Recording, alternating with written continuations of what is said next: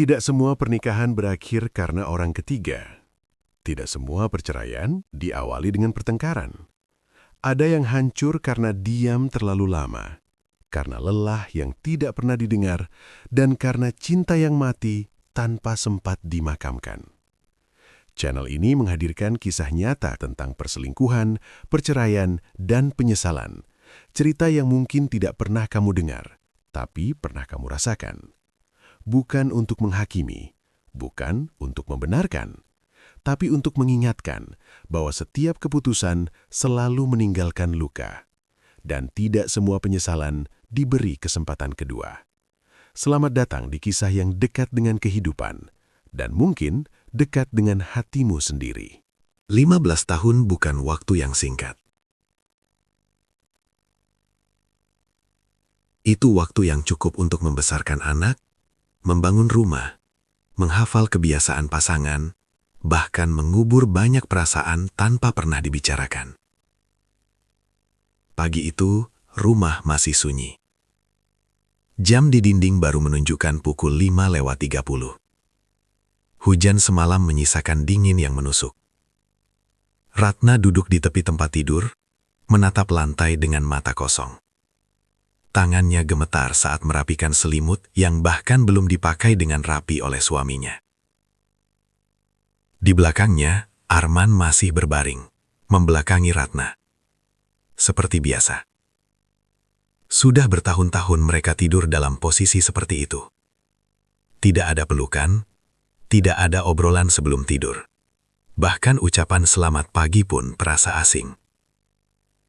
Ratna menarik napas panjang.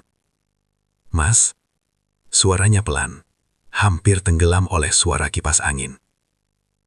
Arman tidak langsung menjawab. Ia membuka mata, menatap dinding, lalu berkata singkat, "Kenapa pagi-pagi?" Nada suaranya datar. Tidak marah, tidak peduli.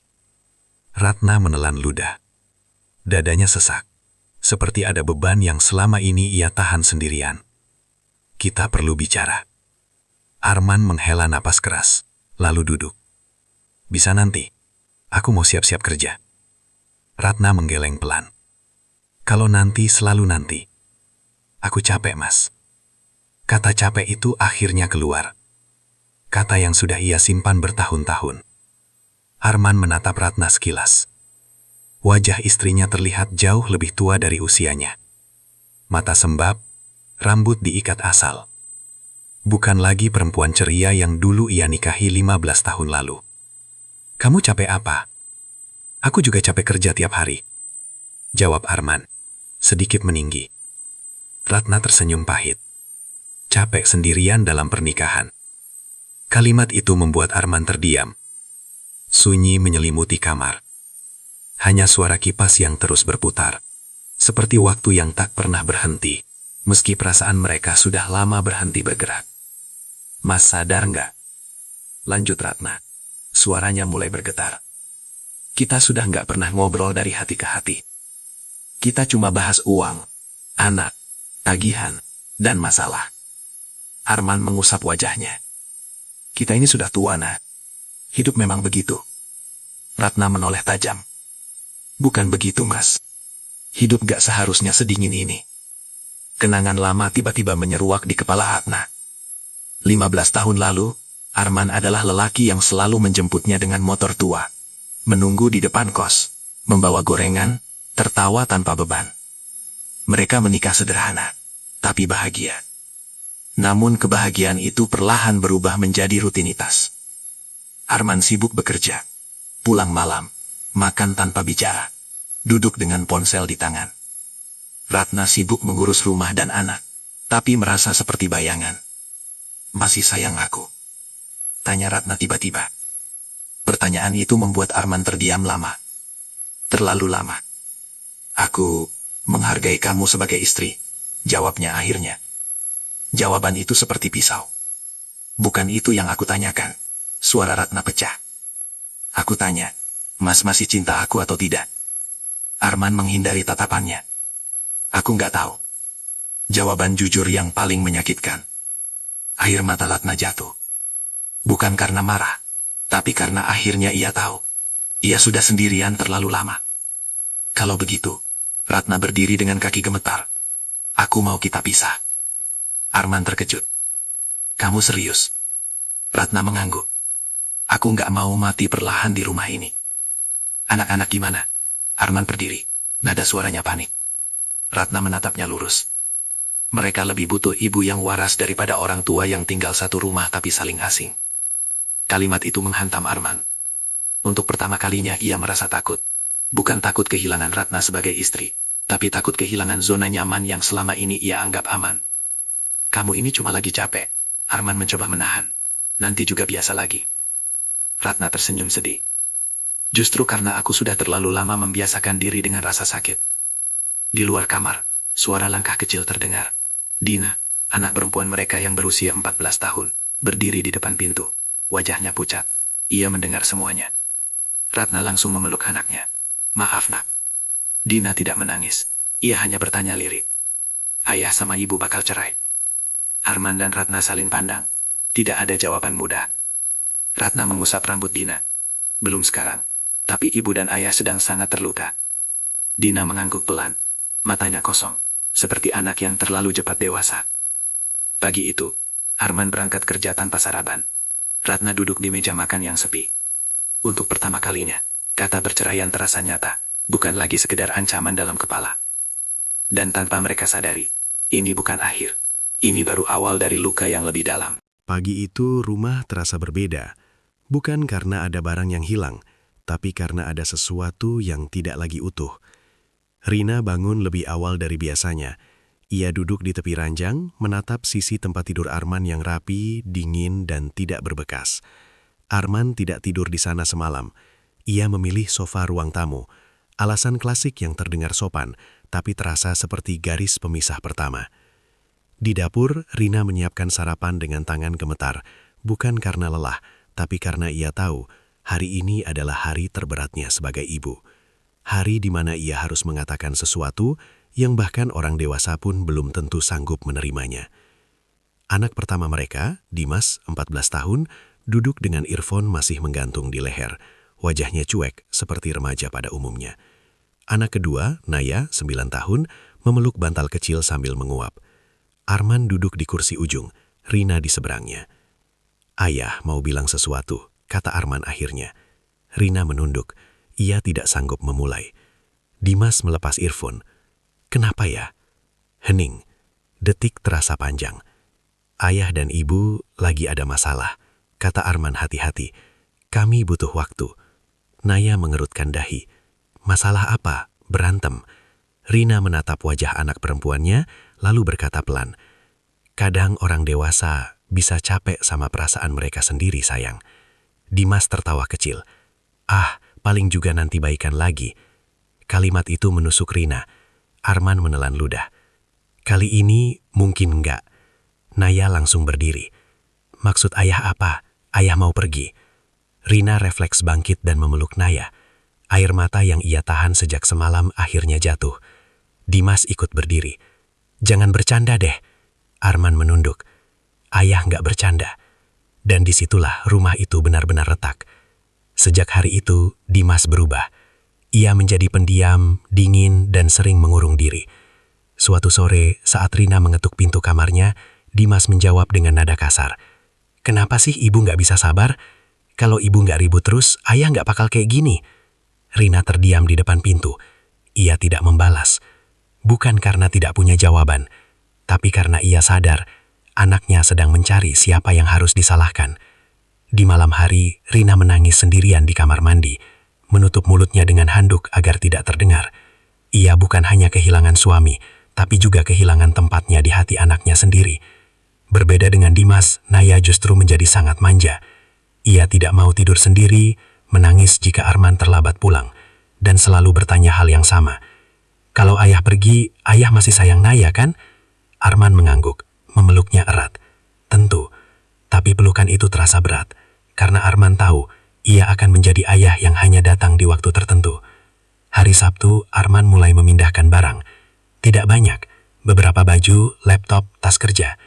Rina berdiri di ambang pintu kamar, melihat lemari yang mulai kosong. Kamu benar-benar pergi. Suaranya nyaris tidak terdengar. Arman tidak menoleh. Aku cuma butuh tempat berpikir. Kamu butuh rumah tanpa aku, balas Rina lirih. Arman berhenti sebentar. Jangan bikin ini makin berat. Rina tersenyum pahit. Berat buat siapa, Mas? Buat kamu yang pergi atau buat kami yang ditinggal? Arman membawa tasnya keluar. Dimas menatapnya tanpa bicara. Naya menangis memeluk laki ayahnya. Dan hari itu, rumah tidak lagi menjadi satu. Tekanan dari luar yang memperparah luka. Kabar cepat menyebar. Tetangga mulai bertanya. Keluarga Arman mulai menyindir. Namanya istri harus bisa jaga suami, kata ibu Arman di telepon. Rina menutup mata. Ia tidak membantah. Ia terlalu lelah untuk membela diri. Di malam yang sunyi, Rina duduk di ruang tamu yang kini terasa luas dan kosong. Ia melihat foto keluarga di dinding. Foto terakhir mereka tersenyum lengkap. Apakah semua ini salahku? Atau memang tidak semua pernikahan bisa diselamatkan? 2 minggu setelah Arman pergi, surat dari pengadilan agama tiba. Rina membacanya dengan tangan gemetar. Permohonan cerai talak. Dimas melihat amplop itu. Jadi, ini beneran ya, Bu? Rina mengangguk pelan. Iya, Nak. Naya memeluk ibunya sambil menangis. Aku nggak mau rumah ini pecah. Rina menahan tangisannya. Kadang rumah memang pecah, supaya orang-orang di dalamnya tidak hancur lebih lama. Di luar, senja turun perlahan, dan rumah itu kini terbagi 2, bukan oleh tembok, tapi oleh keputusan yang tak bisa ditarik kembali. Rina berdiri lama di depan cermin pagi itu. Bukan untuk berdandan, hanya untuk memastikan dirinya masih sanggup berdiri sebagai manusia utuh. Bukan sekadar perempuan yang ditinggalkan. Ia mengenakan baju paling sederhana yang ia punya, warna netral. Tidak ingin terlihat lemah, tapi juga tidak ingin terlihat menantang. Di luar kamar, Dimas dan Naya sudah siap. Hari ini mereka tidak masuk sekolah, bukan karena libur, tapi karena orang tua mereka akan bercerai. Bu, ayah ke sana juga? Tanya Naya dengan suara kecil. Rina mengangguk pelan. Iya. Naya menunduk. Kalau ayah duduk jauh dari ibu, berarti ayah beneran bukan keluarga kita lagi ya? Pertanyaan itu membuat Rina terdiam. Ia tidak tahu bagaimana menjelaskan jarak yang diciptakan hukum kepada anak 9 tahun. Ruang sidang itu tidak besar, tapi cukup untuk membuat dada Rina sesak. Bangku-bangku kayu, dinding polos, dan papan nama hakim yang terlihat dingin. Saat Arman masuk, Rina hampir tidak mengenalinya. Bukan karena wajahnya berubah, tapi karena tatapannya tidak lagi pulang ke rumah. Mereka duduk terpisah. Ada jarak 1 meter, tapi rasanya seperti bertahun-tahun. Ketika mata mereka bertemu, Arman mengangguk singkat. Rina membalas dengan senyum tipis, senyum sopan pada orang asing. Inikah akhirnya? Laki-laki yang dulu menggenggam tanganku saat akad, kini duduk sebagai lawan. Hakim membuka sidang dengan suara tenang. Saudara pemohon, apa alasan saudara mengajukan cerai? Arman berdiri, suaranya datar. Tidak ada kecocokan lagi, komunikasi buruk, tidak ada keharmonisan. Setiap kalimat itu seperti menghapus tahun-tahun yang pernah mereka lalui. Hakim menoleh ke Rina. Saudari Kermohon, apakah saudari membantah? Rina berdiri, kakinya gemetar. Saya tidak membantah, katanya pelan. Tapi saya juga tidak mengkhianati pernikahan ini. Arman menunduk. Saya bertahan 15 tahun, lanjut Rina. Saya bukan istri persompah, tapi saya tidak pernah berhenti berusaha. Ruangan hening. Hakim mencatat. Apakah saudari masih ingin mempertahankan rumah tangga ini? Pertanyaan itu membuat Rina tercekak. Ia menoleh ke Arman. Arman tidak menatap balik. Kalau sendirian mempertahankan, bukan pernikahan namanya, jawab Rina akhirnya. Sidang berlanjut, pembagian hak asuh, jadwal kunjungan, dan hal yang paling menyakitkan, pembagian harta. Rumah atas nama siapa? Atas nama suami. Motor? Atas nama istri. Setiap benda yang dulu dibeli dengan cinta, kini dipisahkan dengan daftar. Rina menahan air mata saat rumah itu disebut. Rumah tempat ia melahirkan, tempat anak-anak belajar berjalan, tempat ia menunggu Arman pulang selama bertahun-tahun, dan kini hanya disebut sebagai aset. Anak-anak yang menjadi angka. Hakim menatap berkas. Anak pertama berusia 14 tahun, anak kedua 9 tahun. Bagaimana kesepakatannya? Arman berkata, "Anak-anak ikut ibunya, saya bertanggung jawab biaya." Dimas menunduk. Naya menggenggam tangan Rina erat. "Apakah saudara akan rutin bertemu?" tanya Hakim. Arman mengangguk. "Tentu." Rina ingin bertanya, "Rutin itu seberapa? Tepat waktu atau sekadar janji?" Tapi ia diam. Sidang pertama ditutup, belum putusan, tapi cukup untuk membuat Rina kelelahan luar dalam. Di luar gedung, hujan turun tiba-tiba. Arman berdiri di bawah atap. Rina mendekat karena tidak membawa payung. Untuk sesaat, mereka berdiri berdekatan. Seperti dulu, tapi tanpa rasa. "Aku nggak pernah bermaksud nyakitin kamu," kata Arman tiba-tiba. Rina menyenyum tipis. "Tapi kamu tetap melakukannya." Arman menatap anak-anak. "Jaga diri." Naya ingin memeluk ayahnya tapi ragu. Akhirnya hanya melambaikan tangan. Dan saat Arman pergi, Rina sadar, yang hilang bukan hanya suami, tapi masa depan yang dulu ia bayangkan. Rina duduk di kamar anak-anak. Dimas menatap lantai. "Nanti di sidang berikutnya, ayah masih datang kan?" Rina mengangguk, meski hatinya ragu. Di dalam dirinya, satu hal menjadi jelas. Perceraian bukan soal siapa benar atau salah, tapi tentang dua orang yang sama-sama lelah dan anak-anak yang terpaksa dewasa terlalu cepat. Rina mengira rasa sakit terburuk sudah ia lewati. Sidang, tatapan asing, dan keputusan yang pelan-pelan menghapus statusnya sebagai istri. Tapi ia salah. Karena ada luka yang baru terasa sakit saat kebenaran akhirnya muncul. Sore itu hujan turun deras. Rina menjemput Naya dari les, lalu singgah ke rumah ibunya. Dimas menyusul setelah pulang sekolah. Mereka duduk di ruang tamu saat ponsel Rina bergetar. Nomor tidak dikenal. "Mbak Rina ya? Maaf kalau mengganggu. Aku cuma ingin bilang, Mas Arman gak sepenuhnya jujur." Jantung Rina berdegup kencang. Ia tidak langsung membalas. Beberapa detik kemudian, pesan lain masuk. "Aku tahu, aku gak punya hak, tapi aku juga sudah capek jadi rahasia." Tangan Rina gemetar. "Perempuan." Ia mengetik singkat. "Maksud kamu apa?" Balasan datang cepat. "Kami dekat sama Mas Arman. Sudah lama, sejak sebelum Mas Arman keluar dari rumah." Rina memejamkan mata. Bukan karena terkejut, tapi karena ada rasa pengkhianatan yang selama ini ia bantah sendiri. Namanya Laras. Lebih muda, rekan kerja Arman. Mereka bertemu 2 hari kemudian di sebuah kafe kecil. Bukan untuk ribut, bukan untuk adu emosi, tapi karena Rina ingin satu hal, kejujuran. Laras datang dengan wajah pucat. "Aku nggak pernah berniat ngancurin rumah tangga Mbak," katanya dengan suara bergetar. "Kami cuma sering ngobrol, curhat. Aku juga sering bilang Mas Arman buat pulang." Rina tersenyum getir. "Kalau kamu sering bilang begitu, kenapa kamu masih ada?" Laras terdiam. "Kamu tahu dia sudah menikah?" tanya Rina. "Tahu." "Kamu tahu dia punya anak?" "Tahu."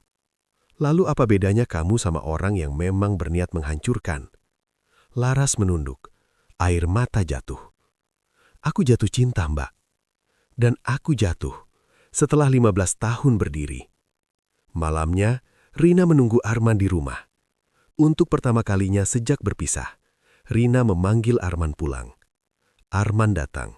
Wajahnya tegang. "Kamu ketemu Laras?" tanyanya. Rina mengangguk. "Kamu bohong di sidang."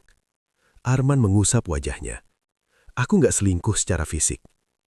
"Kamu mengkhianati pernikahan jauh sebelum tubuhmu menyentuh orang lain," balas Rina. "Kamu pergi karena ada tempat pulang yang lain." Arman terdiam. "Kenapa kamu nggak jujur dari awal?" Rina menatapnya. "Aku mungkin tetap sakit, tapi aku tidak akan merasa dibodohi." "Aku takut kamu nggak bahkan melepas," kata Arman lirih. Rina tersenyum pahit. "Kamu salah. Yang bikin aku nggak bisa melepas itu kebohonganmu." Anak-anak yang merasakan dampaknya. Dimas mendengar percakapan itu dari balik pintu. Ia keluar kamar dengan wajah marah. "Jadi ayah ninggalin kita karena perempuan lain?" Suaranya bergemetar. Arman mencoba mendekat. "Dimas, Ini bukan. Cukup. Dimas mundur. Jangan sentuh aku. Naya menangis memeluk ibunya. Kenapa ayah bohong? Arman terdiam. Tidak ada pembelaan yang cukup kuat untuk menjawab pertanyaan anaknya sendiri. Saat Arman pergi malam itu, Rina tidak mengejarnya. Ia berdiri di ruang tamu yang sunyi, menatap pintu tertutup. Bukan karena ia sudah kuat, tapi karena ia akhirnya lelah mempertahankan seseorang yang tidak lagi ingin dipertahankan.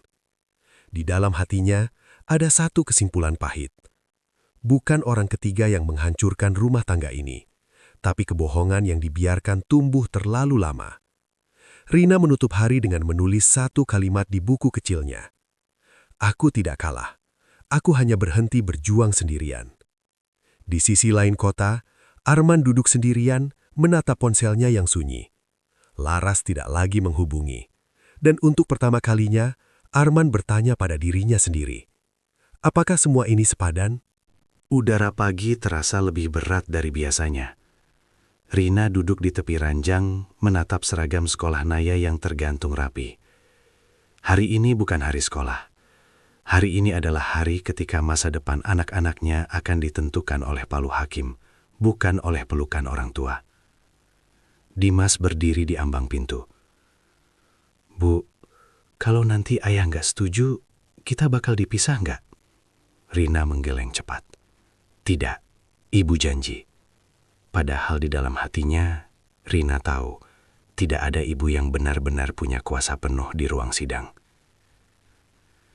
Sidang yang tidak lagi netral di hati. Ruang sidang terasa lebih ramai. Ada pengacara, ada saksi, dan ada wajah-wajah yang seolah hanya ingin cepat selesai. Arman datang terlambat. Rina melihat wajahnya. Kusut, matanya cekung. Tidak lagi tampak seperti laki-laki yang yakin dengan keputusannya. Hakim membuka sidang dengan suara tegas. Agenda hari ini adalah penentuan hak asuh anak dan penegasan pembagian tanggung jawab. Kata anak diucapkan seperti istilah administratif, padahal yang dibicarakan adalah dua jiwa yang belum selesai tumbuh. Pengakuan yang terlambat. Saat diminta memberikan keterangan, Arman berdiri. Saya mengakui bahwa saya lalai, katanya. Saya tidak selalu hadir secara emosional. Rina menatapnya. Ini pertama kalinya Arman mengaku salah di ruang publik. Apakah saudara siap bertanggung jawab penuh secara finansial? Tanya hakim. Siap. Apakah saudara masih menjalin hubungan dengan pihak lain? Arman terdiam sesaat, lalu menggeleng. Tidak. Rina menunduk. Ia tidak tahu apakah itu benar, atau sekedar penyesalan yang ingin terlihat bersih di mata hukum. Hak asuh yang diperebutkan tanpa perang. Hakim menoleh pada Rina. Apakah saudari keberatan jika anak diasuh oleh saudari sepenuhnya?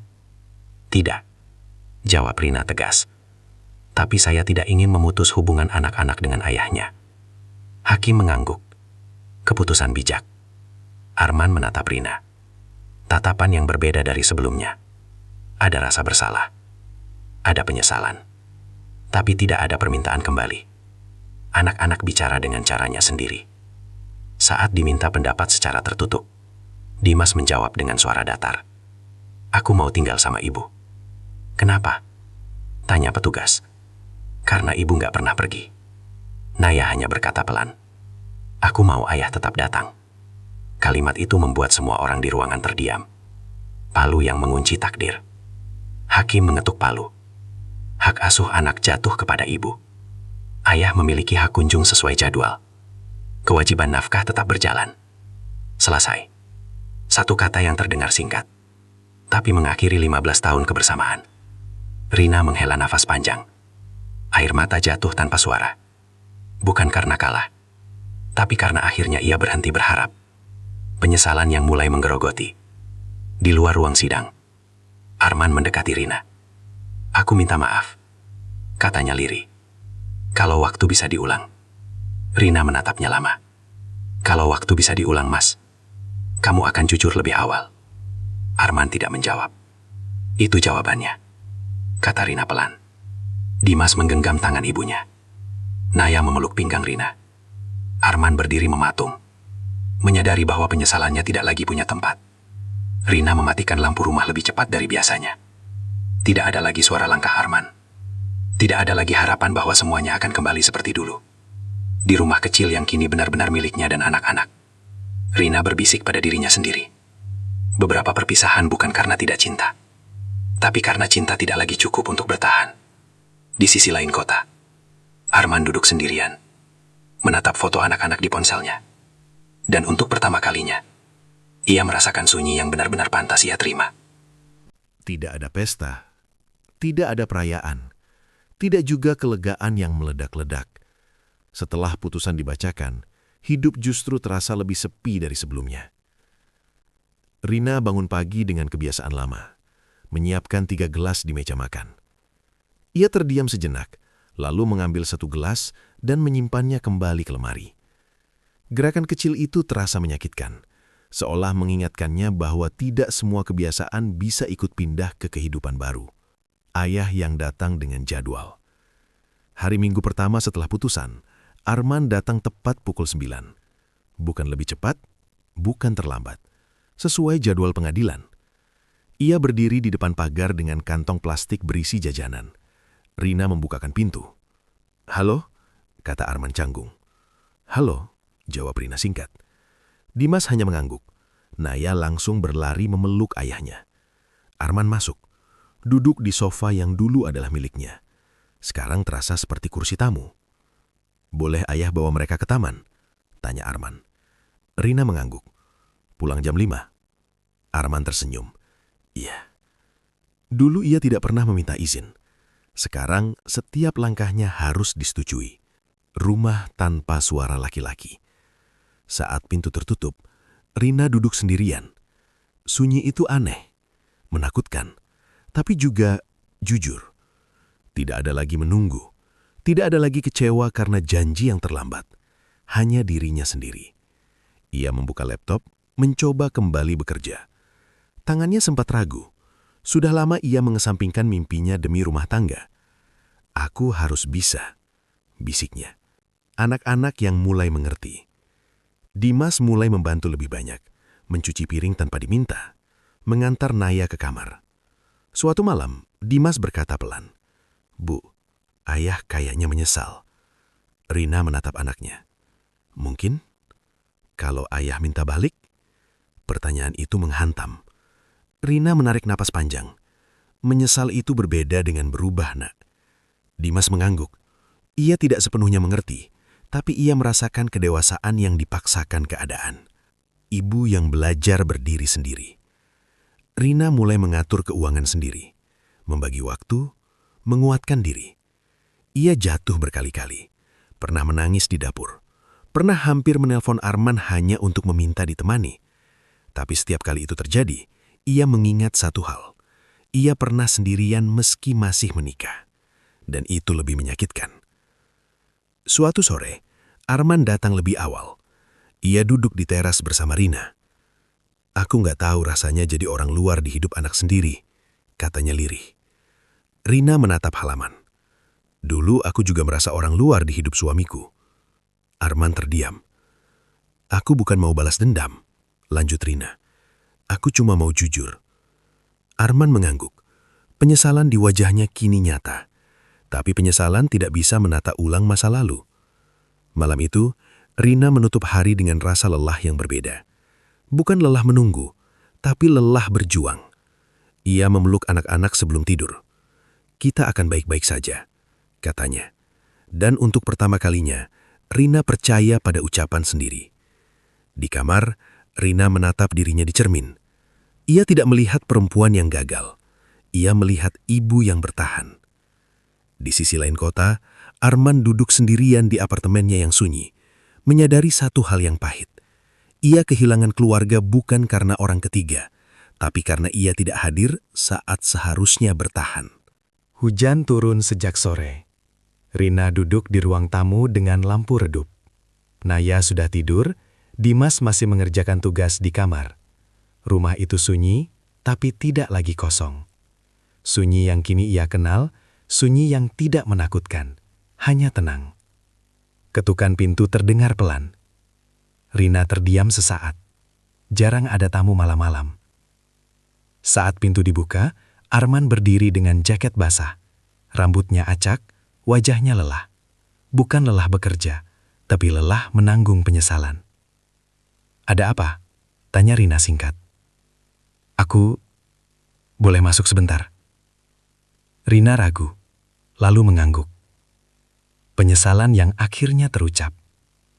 Arman duduk di sofa, tempat yang dulu selalu ia duduki tanpa izin. Kini ia menunggu dipersilahkan. Tangannya saling menggenggam. "Aku salah," katanya akhirnya. "Salah besar." Rina berdiri di dekat jendela. Ia tidak langsung menoleh. "Aku kira pergi bakal bikin hidupku lebih ringan," lanjut Arman. "Ternyata malah lebih kosong." Rina tersenyum tipis. "Kosong itu bukan hukuman. Itu hasil dari pilihan." Arman menunduk. "Aku rindu pulang." Kalimat itu jatuh berat. Rina menoleh. "Pulang kemana, Mas?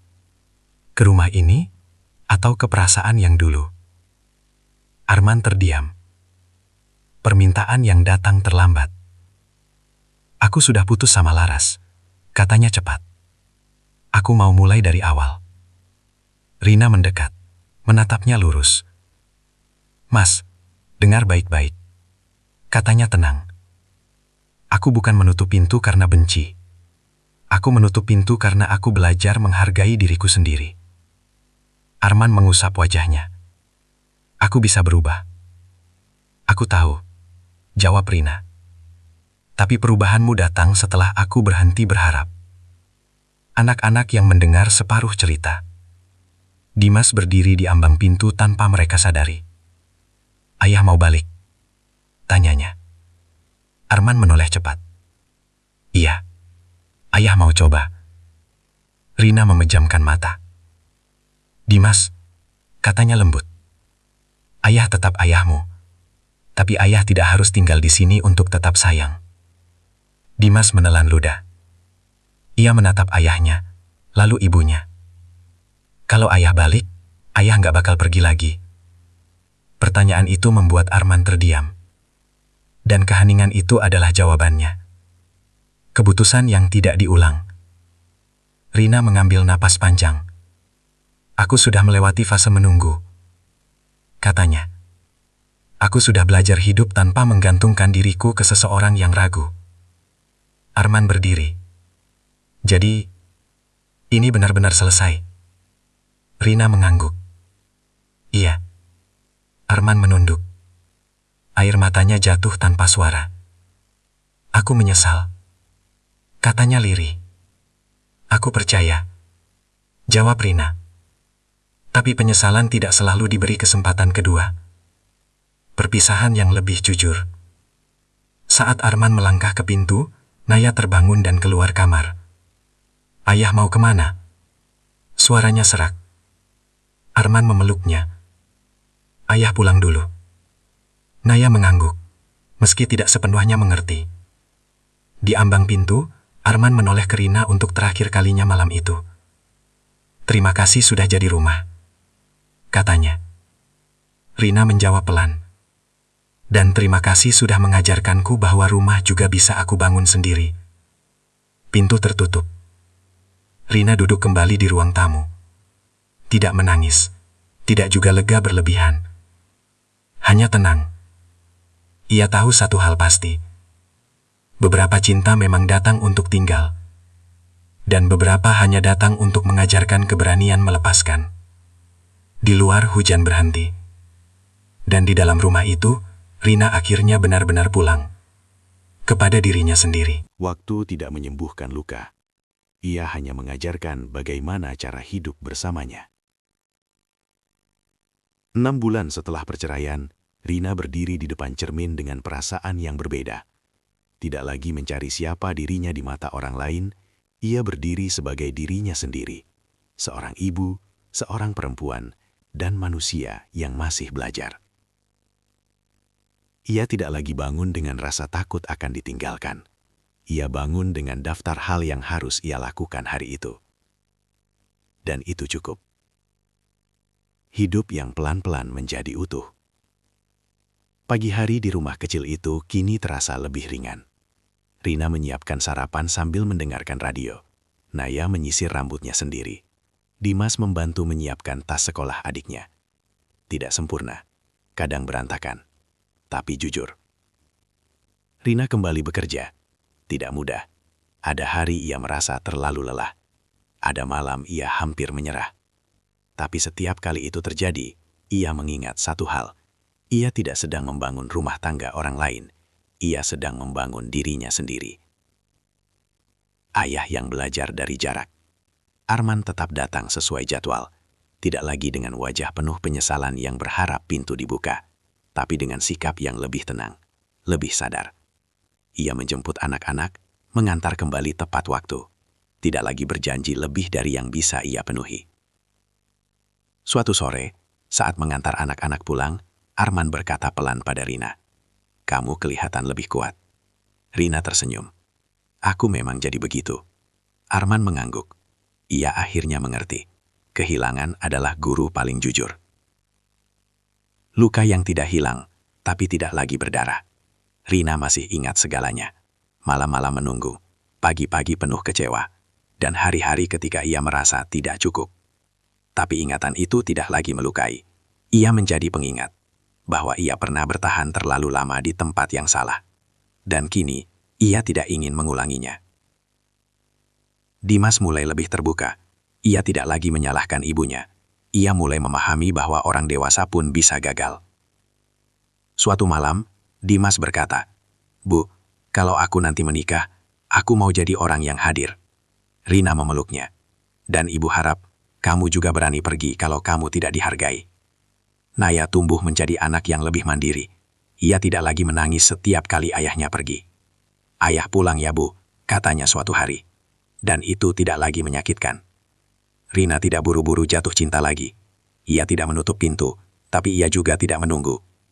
Ia belajar menikmati kesendirian, bukan sebagai hukuman, tapi sebagai ruang aman. Di suatu malam yang tenang, Rina menulis di buku kecilnya, "Aku tidak gagal menikah, aku berhasil menyelamatkan diriku." Ia menutup buku itu dengan senyum kecil. Perceraian bukan selalu akhir dari cinta. Kadang, ia adalah awal dari kejujuran. Bagi Rina, luka itu tidak hilang, tapi luka itu berubah, menjadi batas, menjadi pelajaran, dan menjadi kekuatan. Ia tidak memilih kesepian, ia memilih dirinya sendiri. Dan untuk pertama kalinya setelah 15 tahun, pilihan itu terasa benar.